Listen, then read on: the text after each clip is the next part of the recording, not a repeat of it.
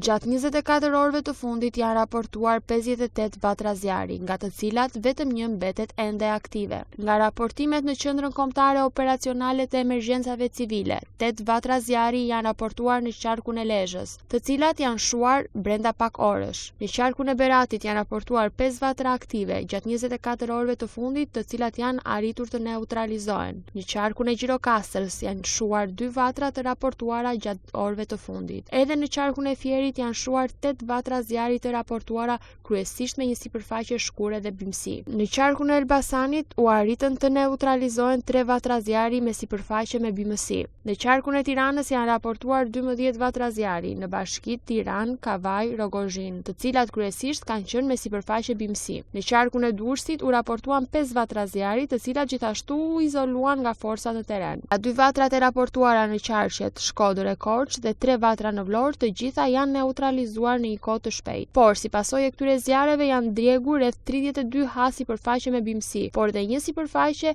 e konsiderueshme me lis, ara dhe rrënjë ulliri. Në operacionet për shuarin e zjarreve u angazhuan 85 automjete zarfikse, 555 forca operacionale, një automjet zjarfikës me 5 efektiv dhe një helikopter nga forcat e armatosura. Sipas parashikimeve të Institutit të Gjeoshkencave, për ditën e sotme pritet një nivel rrezik i lartë në qarqet Lezhë, Durrës, Tiranë dhe Fier, ndërsa në qarqet e tjera pritet nivel rrezik i moderuar.